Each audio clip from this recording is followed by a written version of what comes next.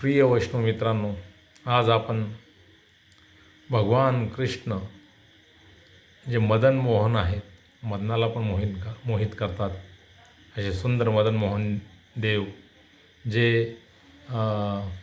राजस्थानमध्ये करोली म्हणून गाव आहे, त्या ठिकाणी खूप सुंदर त्रिभंग ललित रूपात उपस्थित आहेत. असे मोठे डोळे आहेत आणि त्रिभंग ललित रूपात आहेत. त्याचा फोटो पण मी पाठवेल आपल्या ग्रुपवर. तर हे तिथं कसे आले तर प्रथम भगवंत वृंदावनला होते आणि औरंगजेबाच्या भीतीने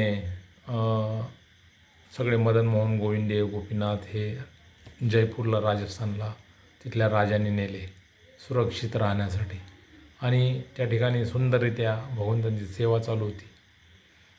आणि हे मदन मोहन देव जे होते, ज्या राजा त्याची सेवा करत होता, तर त्या राजाची कन्या होती.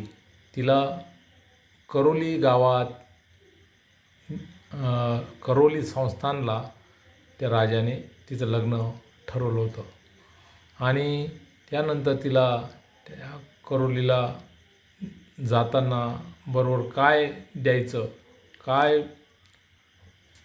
हत्ती घोडे आणि वैभव हुंडा म्हणून, तर तिनं विचारलं नाही, मला फक्त एकच गोष्ट पाहिजे, ते मदन मोहन देव. राजाच्या काळजाचा तर ठोका चुकला, कारण हे मदन मोहन देव राजाला खूप प्रिय होते.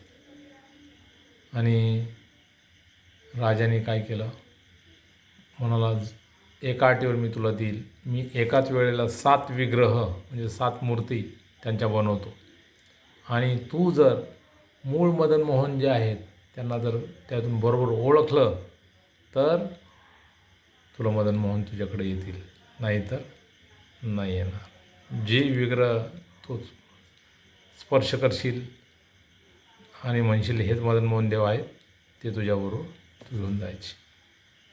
आणि ही जी कन्या आहे, लाडकी कन्या, खूप रडायला लागली रात्री. भगवंता, कसं मी करू, कसं ओळखू तुम्हाला?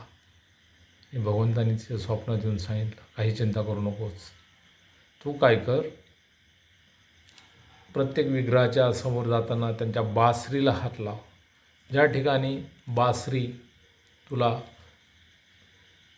खाली आलेली दिसेल त्या ठिकाणी मी आहे, मूळ विग्रहाच्या रूपात मी आहे, आणि तू हे विग्रह मला पाहिजे म्हणून सांग. आणि दुसऱ्या दिवशी ही लीला सुरू झाली. ती कन्या जी आहे ती प्रत्येक विग्रहाच्या समोर जायची, तिला स्ट्रेट बासरी दिसायची, ही नाही, हा नाही, हा नाही, हा नाही.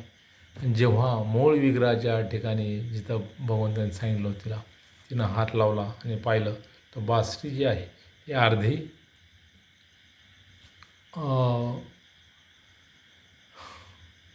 जी होती ती दुभंगलेली होती, आणि दुभंगलेली म्हणा किंवा मोडलेली होती, आणि अर्धी अशी आणि अर्धी खाली अशी बासरी होती.